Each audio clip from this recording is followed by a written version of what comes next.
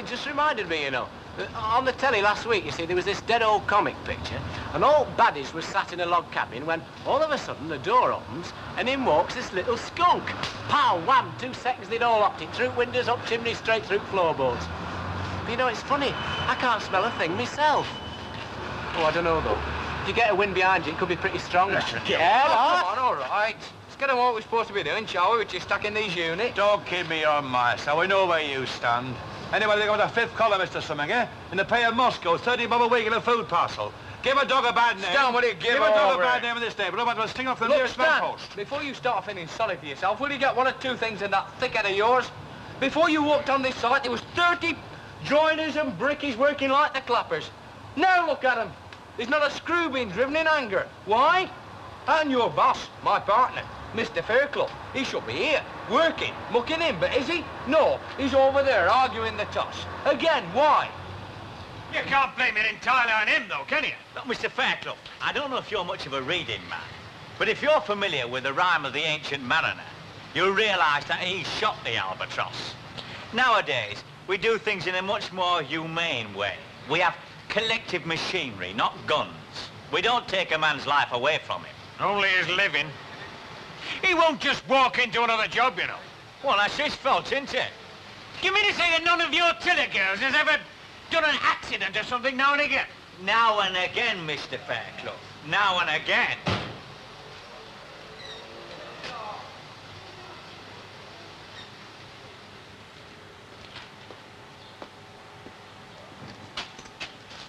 Well, what's happened to them this time?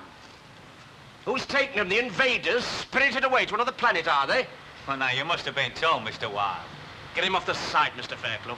I beg your pardon? Ogden, get him off the site.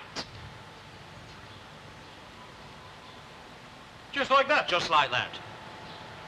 Mr. Wilde, am I or am I not the gaffer in charge of the plumbing on this site? You are, which means that you get it done, which means that we get it ready for you. But we can't, can we, Mr. Fairclough? There's an obstacle. Ogden, get him off the site. You want a fast answer? The faster the better. Right. No. Where are they? Well, I couldn't say for sure, Mr. Wilde. In the pub, like as not. I see. Well, be there in 5 minutes. There'll be a management union meeting, all welcome. Which side do you fancy yourself on, Mr. Fairclough? It doesn't really matter nowadays, does it? They all wear 30 guinea suits. Please yourself.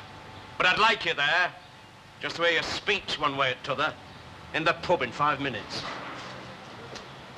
5 minutes. Because you are as numb as a pump, that is why. Ah, you might think so. And you might think so. It's what Fairclough thinks that matters, and he thinks a lot of me. Oggy! Come here!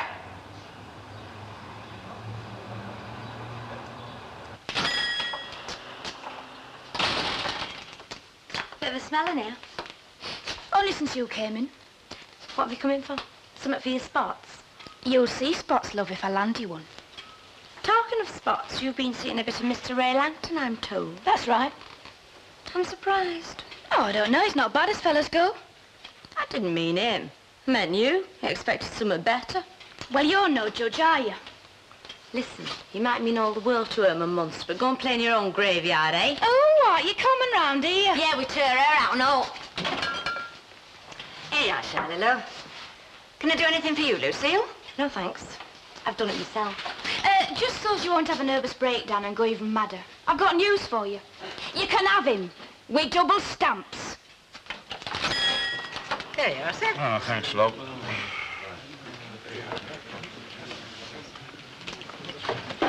They're very orderly, aren't they? Well, it's early days yet, Mrs. Ogden, early days. They don't usually start club dancing until after the 4th pint. Oh, excuse me, missus. Is there any chance of keeping this bar private? For the next hour or so, just for the lads? Well, of course, I can't refuse to serve a bona fide customer, you know. The law forbids it. But since the lads have honoured us with their patronage, very few customers have come through that door. And even when they have, they haven't stayed very long. So I shouldn't think that you'll be troubled. Ah, just what I was thinking. Hey, what do you want it private for, Henry Road? A meeting. Oh, yeah, what sort of meeting? Well, don't go shouting it to the papers, will you? A strike meeting. Mrs. Ogden, will you take charge of the bar for a moment? I think I'll ask Jack to tap another barrel. Hey, Godfrey. You what? Here. What you striking about then? Is it the incomes policy? No, love, a dead leg. A dead leg? Aye. Don't you mean a black leg? No, I mean a dead leg. You know how everything collapses when that fella bites on the chocolate bar? Oh, one of them, eh? Aye, one of them. Only this fella don't need to bite on anything. He just walks onto the site You don't have to tell me I've met him. Haven't we all? You've got me every sympathy. Thanks, love. Right, lads. Stand up. Come on in the select, will you? Because they're having a meeting. I know. We're involved. Oh, I say. Mr. Wilde, brothers, this is not a shop meeting in the usual sense of the word. More like a joint consultative committee meeting, called between certain interested parties to discuss a mutual problem. Now, I stand here as your shop steward. Mr. Wilde represents management, and Mr. Fairclough here is here on behalf of plumbing. I think you can rely on us to sort out this problem as quickly and as efficiently as possible, Mr. Wilde. Now, the problem is this. It has always been the duty of the unions. And when I speak of unions, I speak of each member, right through from individual member to Congress, to fight. I repeat, to fight. Incompetence. Incompetence, I might add, from outside our ranks. Now, just a minute. If I could just make a point. Where's the evidence of incompetence? We woke on that site this morning, and before you can say Frank Cousins, you're talking about incompetence. Now, what incompetence? We don't mind your little jibes, Mr. Fairclough. We know what we know. We know, for instance, the difference between an asset and a liability. And every brother here assembled today is in no doubt whatsoever that a certain member of your gang is a 100% copper-bottomed liability. You've had some of this, haven't you? You what? Don't let it get you down, lad. And it's no use you talking about this morning, because we're not. Hey, let me put it to you this way. Now, look, if a little German fella with a lock of hair hanging over his forehead and a little tash was to walk through that door now and start handing out black shirts, would you remember, eh? Or would you decide, once bitten, twice shy? 'Cause that's what we've decided. And there speaks our collective voice. Gonna be our collective voice, then. I think it'd better be you, mate. I might get a bit fruity. Mr. Wilde, Mr. Barton, brothers, gentlemen. As a co-partner in the firm of Fairclough and Booth, I think I can speak for my colleague when I say that we fully understand your feelings in this matter. like. No, what I mean to say is that although we understand your feelings... No way, others like. Look, Mr. Fairclough, That's am I what doing the the whole thing's talking or about. am I not? Well, kindly talk belt about? up then. Now, look, whether we understand your feelings or not doesn't really matter. What matters is this. The plumbing contract for this development is in the hands of our firm. And as far as we are aware, there are no restrictions in that contract as to who we shall or shall not employ. Here. And if Fairclough and Booth want to hire, they hire. And if they want to fire, they fire. And no flea-bitten meeting in a spitting sawdust is going to change our minds. No. We're not questioning your rights, Mr. Fairclough. We're questioning your ability to apply those rights. And if you don't know incompetence when you see it... I'm sick of hearing about incompetence. Now, if you're going to accuse a fella of being thick and incapable and lazy, that's one thing, but you're not. You're harking back to something that happened 2 weeks ago. And you're anxious they might happen again. And what's more, you're going by appearances and nothing else. But just because a fella's carrying around a lot of weight and he's got a big pot belly doesn't make him incompetent. Blimey, if you gave the push to everyone who had a pot belly, half the cabinet had to be on the dole for a kick-off. We take it, then, that you refuse to order Ogden off the site, even though he's useless? Right. And just who do you think you are, then? Hey, missus. You're not fit to lick his boots, you, and yet you stand there in public and say my husband's useless. Who give you the right to talk like that, then, eh? Look, Hilda, look. No, stop. If you can't stick up to you yourself, somebody else is going to do it for you. What sort of daft kids' games do you think you're playing when you can let a thing like him talk about one of his mates like that? Eh? Well, go on. What right have you got? What right have you got to come swaggering in here? Isn't you on the flipping place? Come on, act. You. Come on, love, will you? Come You, come on, out! Come on. Well, you needn't fret yourselves, because he'll be back! He'll be back! Come on, Hilda. Well, sort it out between you and sort it out before 2 o'clock. Maybe I I'm don't not want to... jumping one way or the other as far as Ogden's concerned. But I am saying this. I've got a development to get on with, and I intend to start getting on with it before 2 o'clock. And it'd make things a damn sight easier if there was only one man missing. Understood?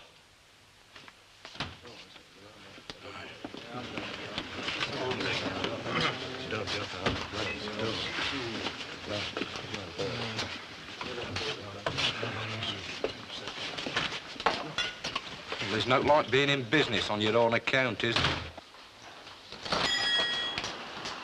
Oh, hello. Oh, huh? Seems to be a lot of excitement. Yeah, they've been having a strike meeting at the Rovers. They don't seem too eager to get back to the work, do they? Oh, I hope they're into strike. The sooner those flats go up, the sooner our business improves. Well, what can we do for you? Nothing that'll improve business. I just want to word with you, Gordon. Oh? When we was talking last night, you did say you was doing accountancy at college, didn't you? Yeah, why? Well, lots of life, but I'm just going down for the 3rd time. No, it's the books for Gamma. I'm supposed to look after them while my students on that course at head office, and, well, everything that I put down, it all seems to go in the wrong place. And you thought out? Would you? Gordon, it is dinner time. Perhaps another... well, it wouldn't take a minute, not to one who knows. All right? Oh, you saved me life. Oh, hello, love. Got visitors, have we? Oh, it's only me, Mr. Clegg, and I'm not exactly welcome. Oh, no, you know that you're always welcome. What's the problem? You, Gordon, he's going to cook the books for me. Him? He couldn't boil water. Never mind cook the books. Well, let's have a look and sit yourself down. Thanks very much, Dad. Oh, well, that wasn't very polite, was it? Les, get on Talbotson's for me, will you? There's still no sign of that royal jelly, and here am I pushing it to Mrs. Walker. Yeah, that's quite all right, love. I'll see about that. And, yeah. Well, now, that doesn't look right for a start. Oh, for crying out loud! Love, your dinner will be ruined. I'm sorry, do you mind some other time, perhaps? Yeah, well, perhaps it was a bit of a daft time to come, and I'll see you again.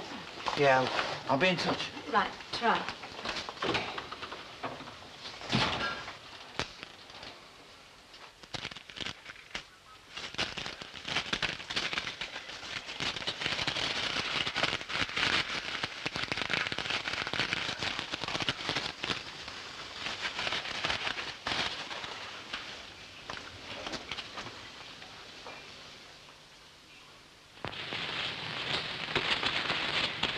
Have you been in my pockets? What did I have? Where's that money? Come on, let's be having it. I said, where's that money? Somewhere where you won't find it, so you needn't bother rooting. What right do you think you've got to start going through people's pockets? Listen, the other night you went out of here flat broke, and you come back waving 25 quid. Now, I don't know where you got it. No, you don't know where I got it from because you wouldn't give me a chance to tell you. You were halfway down my throat before I'd even got a word out. Don't you dare go in my Why pocket. not? You go in my Give pocket. this to me, this minute, give it to me. So I needn't bother rooting, eh? Well, next time you want to choose your hiding place a bit better. What's the flavouring idea, anyhow? I was keeping it safe, What for? so that at least there'd be some to give back. What are you talking about? Give back to who? To whoever you knocked it off from. And who says I knocked it off? Oh, I wasn't born yesterday. Where did you get 25 quid from? I'll get this straight for a start. I didn't knock it off. Look, it won't wash. We've been through this too many times before. You've been up to your old tricks again. That's what you've I been tell up you, to. I haven't. All right, where's it supposed to...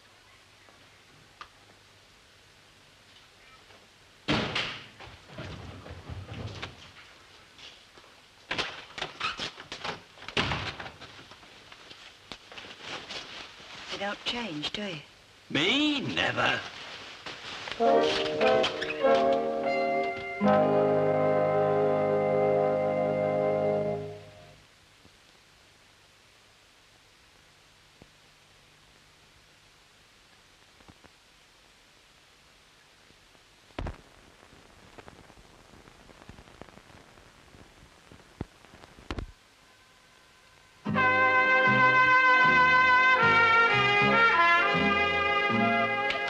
Thanks.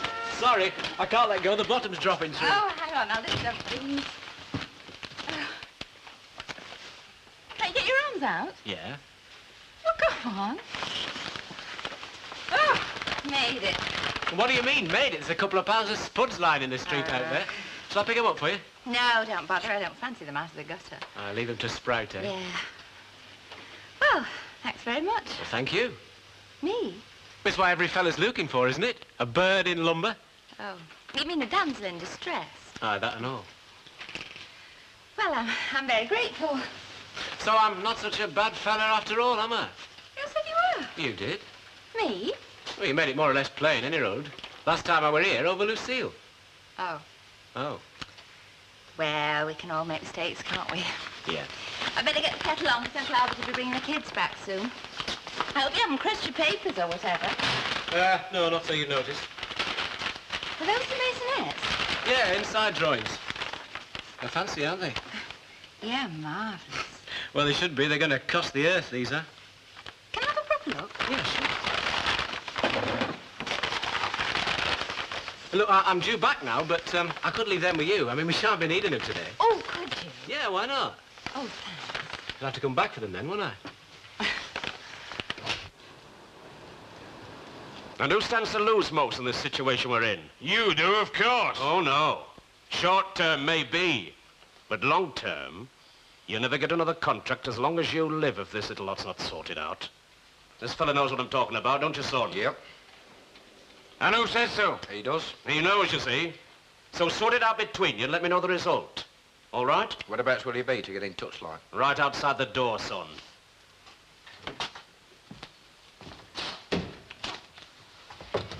Stan, come here.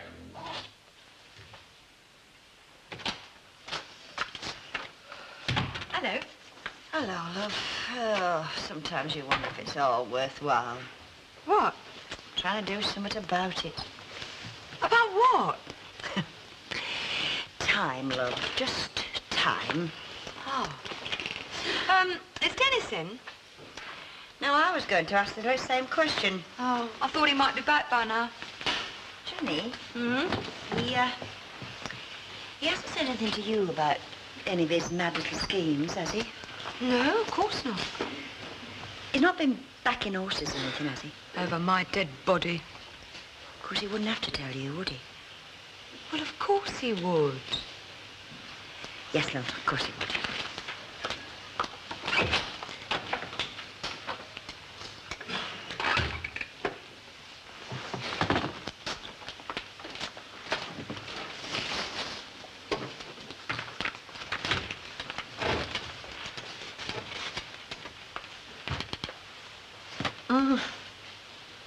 What is it?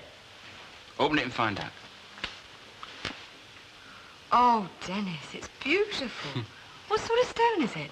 It's a zircon. Don't ask me how to spell it. Oh, Dennis, it's lovely. Yeah, and so are you. Come on, give us your finger. Oh, Dennis. Must have cost a fortune. Oh. Hi. Where are the kids? They're with Uncle Albert. Didn't seem to want to leave them when he brought them back from the zoo, so he's taken them there. Surprised they haven't outstayed their welcome. So listen, don't tell me the new maisonettes. Who do you scrounge this off? A visitor. Oh? Tell me more. I dropped off the shopping in the street and he came to the rescue. Who did? Those bathrooms are beautifully laid out, don't you think? Who was this Sir Galahad? Now, promise you won't hit the roof. Promises be damned. Who was he? Ray Langton. Oh, him. You know, I'm not sure that we've not misjudged him. He's changed. He was quite pleasant. You didn't leave any money lying around? Oh, Ken, that's a terrible thing to say. Terrible thing to have to say. I don't know you. Just because a comparative stranger gives me a helping hand in the street. You're not suggesting I'm jealous. Well, aren't you? Of Ray Langton? You're joking. Look, I've just got this bit of a job to do, and I'll be right with you. I've had another go at it. I mean, it just comes out different every time. Well, not everybody's cup of tea figures, are they? If I have to do it again, I'll come out in a rash. Please come and help me.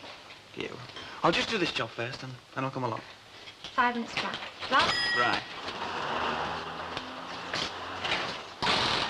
Been keeping you company while I got back, you see? Oh, still talking big, are we? What have you come to knock off this time? A dozen cans of salmon? Only if they're giving stamps, William, love.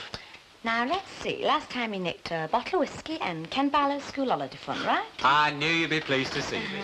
You're not surprised, then? They've told you the good news, have they? They gave me the warning, if that's what you mean. Hey, you're not thinking of running out on me, are you, love? How did you get? Hey, Ardy. Well, you must be flush, mate. Whose bank have you been robbing? Don't ask any questions. You won't get told any lies. Yeah, right. Well, just what's all this in aid of, then? I mean, what exactly are we drinking to? Well, if you must have somewhat to drink to, we're putting the bands up on Sunday. Fellas. Well, cheers, then. Good health.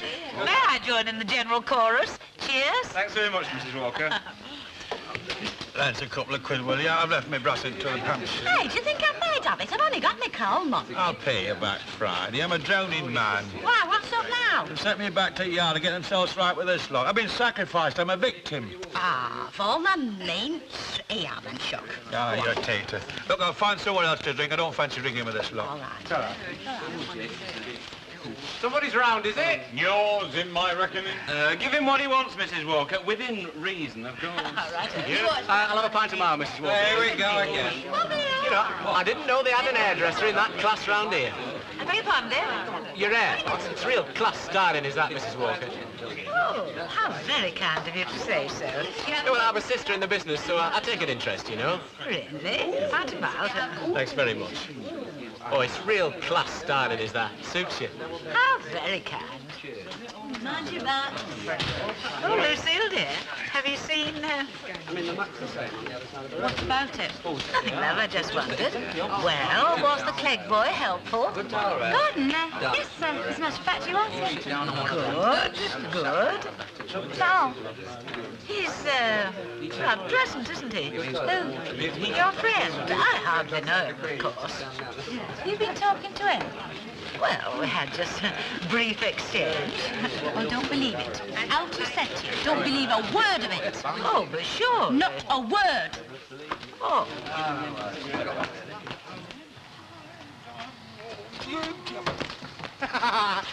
Hello. Have you got your teeth out? Hey, you got the wrong door, mate. Come on. Where have you been? You've been drowning your sorrows, have you? Give us a kiss. Hey, I'll tell you what, 3 paces up there, 3 paces and you get into your elders. Go on, Humphrey. I'll see you. All right, all right. All right, I'm coming, I said. Oh. Yes? Mr. Tanner? Now, look, I know it's 10:30 at night, but do I look like Mr. Tanner? Mr. Dennis Tanner. I'm from his firm. Stevenson's the name. He's out. He will be back tonight, though.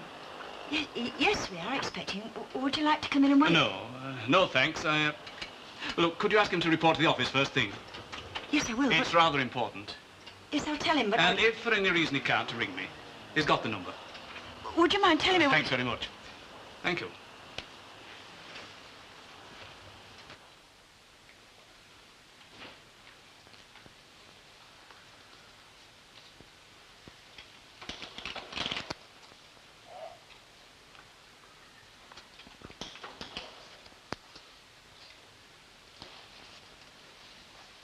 There's no point, is there? Waiting up for your dad. No, I don't suppose so.